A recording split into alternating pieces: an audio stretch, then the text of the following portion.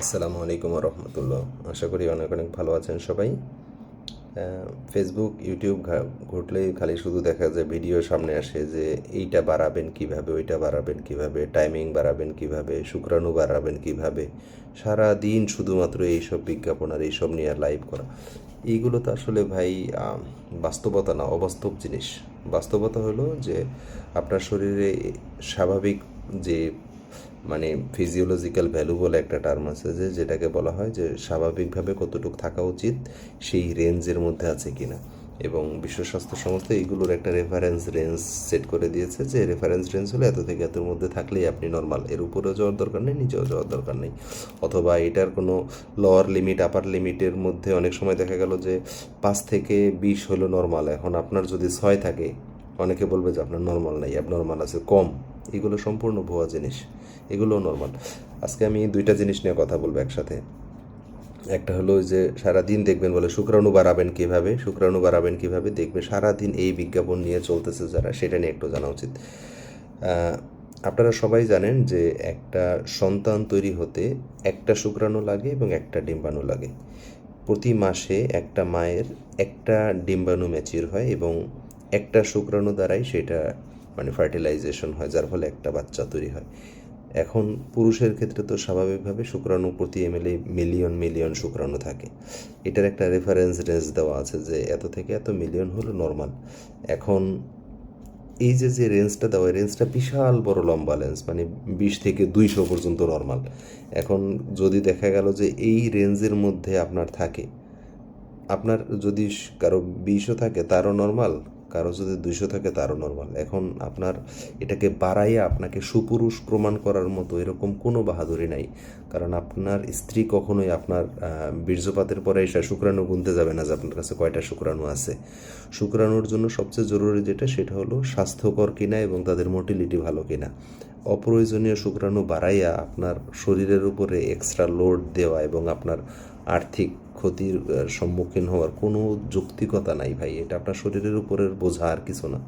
আপনি সুস্থ স্বাভাবিক জীবনযাপন করেন, স্বাভাবিক খাবার দাবার খান, আপনি কোনো প্রকার এক্সট্রা ঔষধ চিকিৎসা কোনো কিছু দরকার নাই। একদম আমি লিখিত গ্যারান্টি দিতে পারি যে এইগুলো শুধুমাত্র কি বলা হয় বিজ্ঞাপন, এবং এইগুলো শুধুমাত্র মানুষের আর্থিক সুবিধার ভোগের একটা মাধ্যম আর কি।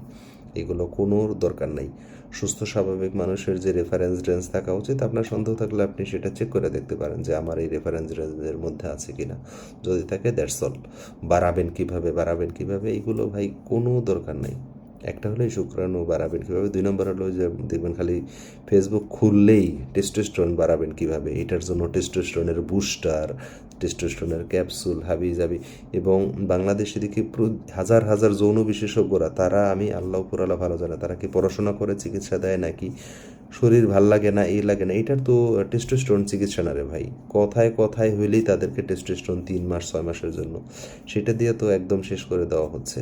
টেস্টোস্টেরন বাড়ানোর দরকারটা কি? টেস্টোস্টেরন স্বাভাবিকভাবে ইউরোপিয়ান অ্যাসোসিয়েশন অফ ইউরোলজির গাইডলাইনে বলা আছে যে আপনি সকাল 7টা থেকে 9টার মধ্যে টেস্টোস্টেরন টেস্ট করবেন, এবং একবার টেস্টে কখনোই সেটার উপরে চিকিৎসায় যাবেন না। লেখা আছে কমপক্ষে 2বার টেস্ট করবেন এবং একই সময়ে সকালে। এবং সেই সময় ক্ষেত্রে যদি দেখা যায় আপনার কম থাকে এবং সেটা ফিজিওলজিক্যাল যে রেঞ্জ আছে, ধরেন নর্মাল যদি থাকে, ধরেন 3 থেকে 10 হলো নর্মাল, আপনার যদি 3ও থাকে আপনি নর্মাল, আপনার 10 থাকলেও আপনার নর্মাল। এই ভ্যালুকে আপনার 3-এর জায়গায় 3.5 থাকলে যদি বলে যে আপনার নর্মাল, আপনার কম আছে, এগুলো জাস্ট ফাইজলামি, কোনো দরকার নেই। যেইটা ফিজিওলজিক্যাল রেঞ্জ, এটা হলো এই রেঞ্জের মধ্যে স্বাভাবিক পুরুষের এই রেঞ্জে থাকে। সুতরাং এই রেঞ্জের মধ্যে কোনো চিকিৎসা দরকার নাই। আর একবার কোনো টেস্ট করেই সাথে সাথে, আমি এই পর্যন্ত ধরেন হাজার হাজার রোগী দেখেছি, এই হাজার হাজার রোগীর মধ্যে 95% রোগীদেরই বা তার চেয়েও বেশি হবে দেখেছি তারা সময় মতো না টেস্ট করেছে। ওই যে বিভিন্ন ধরনের বাটপারদের আমি লিস্ট দিয়েছি, আপনারা হয়তো অলরেডি দেখেছেন। সেই বাটপাররা বসে সন্ধ্যার সময় টেস্ট করায়, সন্ধ্যার সময় টেস্ট করাইয়া ভ্যালু দেখায় কম থাকার কথা, ধরেন যেটা নর্মালের মধ্যে থাকার কথা, দেখা গেল যে তার থেকে একটু কম আসে। বিকালবেলা স্বাভাবিকভাবেই 25 থেকে 30% টেস্টোস্টেরন কমে আসে শরীরে, যেটা মর্নিংয়ের সময় সবচেয়ে বেশি থাকে। ওই টেস্টটা বিকালবেলা করাইয়া তাদের ভ্যালুটাকে কম দেখাইয়া তাদেরকে রোগী বানাইয়া টেস্টোস্টেরন ইনজেকশন দিয়া, দিস ইজ জাস্ট ধোকাবাজি। জাস্ট প্রতারণা, এক লাইনে যদি বলা হয়। আপনাদের যারা মানে এসবের চিকিৎসার পিছনে ঘুরতেছেন তারা আপনারা নিজেরা সচেতন হন। আপনারা সকালবেলা 7টার সময় যেইগুলো রেফারেন্স ল্যাব এবং যেগুলো বিশ্বাসযোগ্য ল্যাব, অনেক প্রতারক আছে তারা তাদের নিজেদের হাসপাতালে টেস্ট করাইতে বাধ্য করে। সেই ক্ষেত্রে তারা যে টেস্টের ভ্যালু নর্মাল থেকে কমাইয়া দিবে না তার কোনো গ্যারান্টি নাই তো, কারণ আপনাকে কমাইয়া দিলে আপনাকে একটা দীর্ঘদিনের জন্য রোগী বানায় ফেলতে পারে, এটাও অসম্ভব কিছু না। সুতরাং যেখানে টেস্ট বিশ্বাসযোগ্য, একটা যেটাকে মানে এক কথায় নিউট্রাল বা কোনো প্রকার কনফ্লিক্ট অফ ইন্টারেস্ট নাই যাদের, সেসব জায়গা থেকে টেস্ট করবেন। কমপক্ষে 2বার মর্নিং 7টার সময় স্যাম্পল দিয়ে দেখেন আপনার টেস্টোস্টেরন ঠিক আছে কিনা। যদি ঠিক থাকে দেন ওকে, আপনার কোনো চিকিৎসা দরকার নাই। আপনাকে টেস্টোস্টেরন ইনজেকশন দিয়ে তারপরে ক্যাপসুল খাওয়াইয়া এইগুলো জাস্ট আপনার শরীরের ক্ষতি করা। এক্সটার্নাল টেস্টোস্টেরন যে শরীরকে কতভাবে আপনাকে ক্ষতিগ্রস্ত করে সেটার লিস্ট যদি আপনি দেখেন আপনি পাগল হয়ে যাবেন, এক কথায় শেষ। চিকিৎসা তো আপনি মজা মজা নিচ্ছেন, হ্যাঁ আমার মনে হয় আমার যেসব উত্তেজনা বাড়ানো উচিত, যা যা করা উচিত, এইগুলো মনে হয় এক্সটার্নাল টেস্টোস্টেরন করবে। Just fake, just fake. আপনাদেরকে অনুরোধ করতেছি, আপনাদের যদি কোনো প্রকার সন্দেহ থাকে নিজের শরীর নিয়ে, রেফারেন্স রেঞ্জের মধ্যে যদি ভ্যালু থাকে নিশ্চিন্ত থাকেন যে আপনি সুস্থ আছেন। কোনো প্রকার অপ্রয়োজনীয় চিকিৎসা নিয়ে নিজের শরীরের ক্ষতি করবেন না। আজকে এই 2টা বললাম, আমি খুব শীঘ্রই আরও আমি এটার একটা বিশাল লম্বা লিস্ট করে আপনাদেরকে আমি দিব, যেই জিনিসগুলো আপনার শরীরের জন্য নর্মাল কিন্তু বিভিন্ন ধরনের চিকিৎসকরা, আমি চিকিৎসক বলি না এদেরকে, আমি এক লাইনে বাটপার বলি, আপনারা জানেন। কারণ তারা এই নর্মাল জিনিসটাকে অ্যাবনর্মাল দেখাইয়া মানুষ হাজার হাজার মানুষকে রোগী বানাই ফেলতেছে এবং চিকিৎসা করতেছে অপ্রয়োজনীয়ভাবে।